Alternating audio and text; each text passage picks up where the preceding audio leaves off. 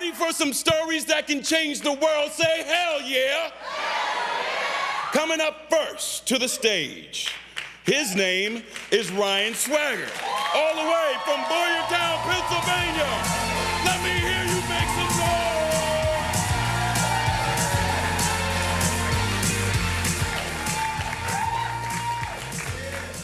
noise. All right. I already know how you're doing tonight, so that's me up there, Ryan Swagger. All right, I'm gonna tell a story. So hello everyone, my name is Ryan, and I want you to see me as a grandchild in recovery, a son in recovery, a brother, a nephew, an uncle in recovery, a husband in recovery, a father in recovery, a coworker, a professional, friend, individual in recovery. So who here, show of hands, has possibly struggled in their childhood with a mental health challenge? Have any of you in here ever felt disconnected to your family or friends, like there couldn't be possibly anyone else who had thoughts or behaviors or acted like you? On top of that, have any of you struggled with substance use in your life, or maybe used drugs to cope or deal with thoughts or feelings? Right? Well, me too, right? When I was 25 years old, I found myself in a treatment facility receiving care for my mental health and a substance use disorder. I spent 21 days there, and after discharging, ended back at my parents' home, the home that I grew up in, where I would continue aftercare treatment that was prescribed to me, and I started exploring community-based recovery support programs. My spirit started to awake.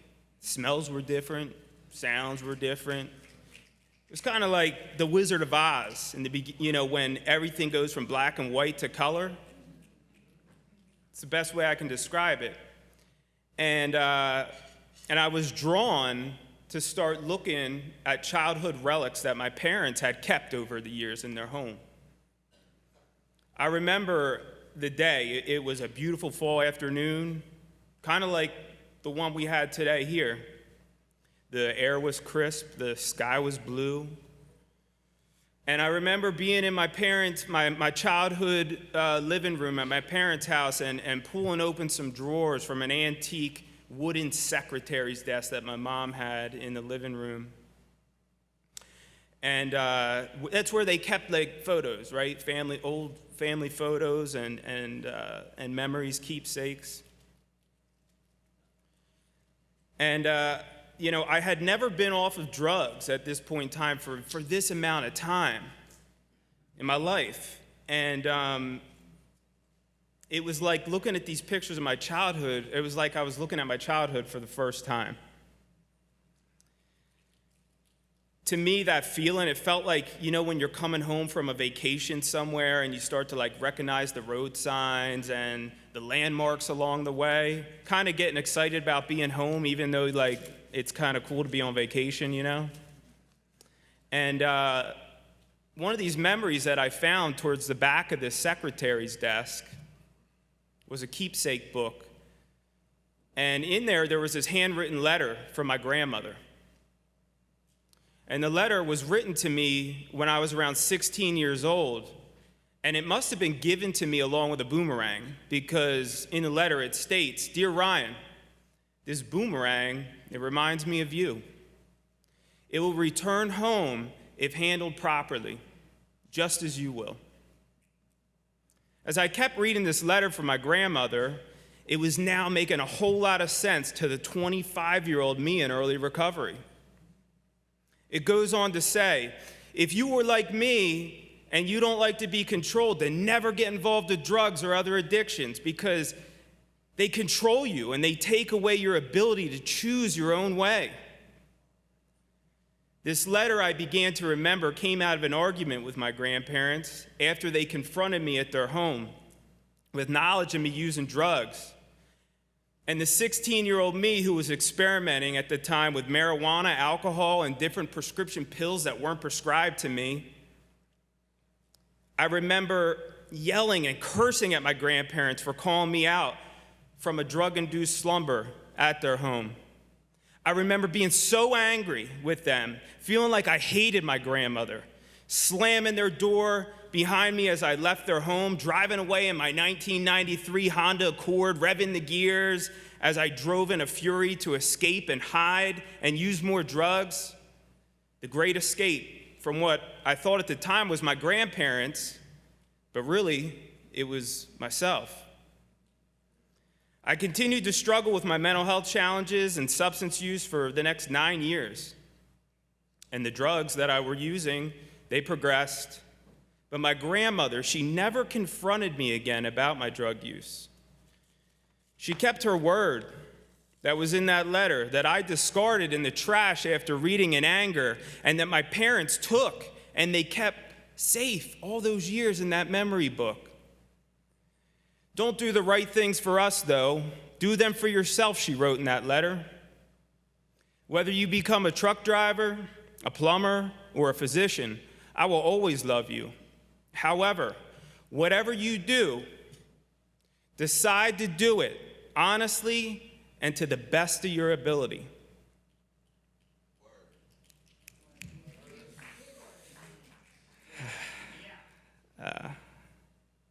From this, I learned that we need to meet people where they're at and care with care and compassion, and to never give up on someone. That although the things we say to people may not seem to matter in that moment, they still need to be said. And keeping the door open non-judgmentally for others to walk through is very possibly why I do what I do today with more than 15 years in sustained recovery.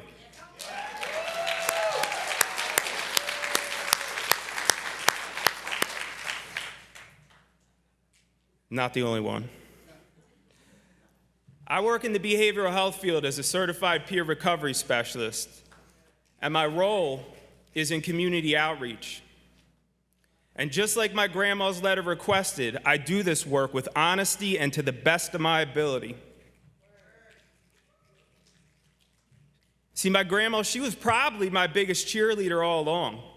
And from the balcony looking down, she was one of my best friends who always loved me. And despite all of the drug use and worry and legal problems I faced, always welcomed me with an open heart and an open mind. My grandmother passed away July 3rd of 2022. She celebrated 13 milestone years of recovery with me.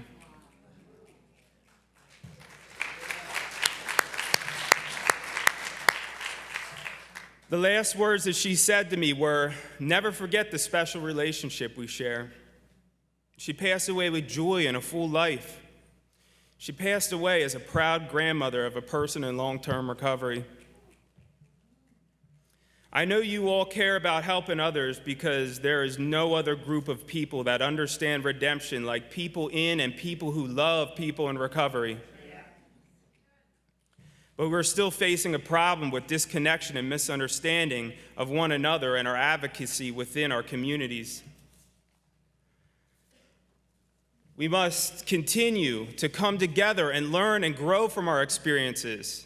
People are dying from overdose, substance use, and suicide on a daily basis. Our youth are experimenting with substances and dealing with mental health challenges and possibly impacted by a parent or a family member who is struggling. A family member may be practicing harm reduction approaches or maybe are in some kind of recovery process. You see, it's all connected. We are all connected.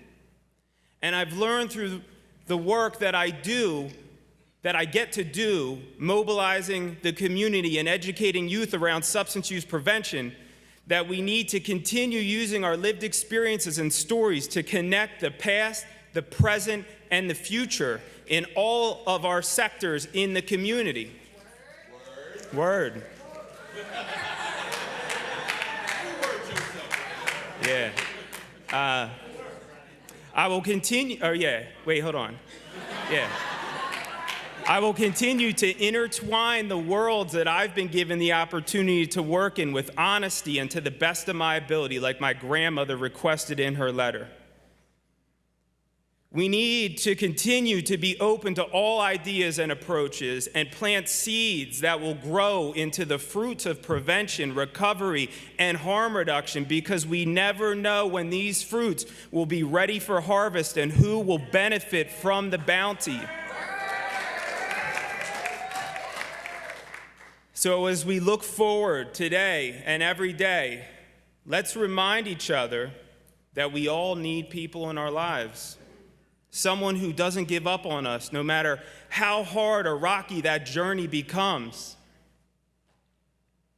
Which brings us back to the boomerang in the beginning, the gift from my grandmother. Get it? It brings us back.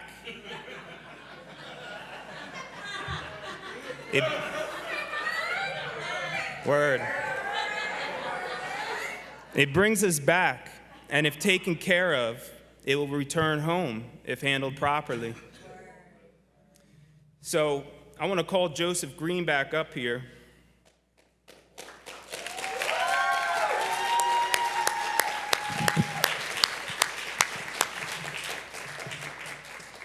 And I want to give Joseph Green this boomerang. Is that the boomerang? This is not the boomerang. I don't know what happened to that boomerang, but this boomerang. You just got boomerangs? Yeah, I got boomerangs. I got this boomerang at a thrift shop about a year ago, and I've been holding on to it for this moment in time, right? And so I want to present Joseph Green with this wooden boomerang, and thank you for helping me to bring about this boomerang story in a full circle.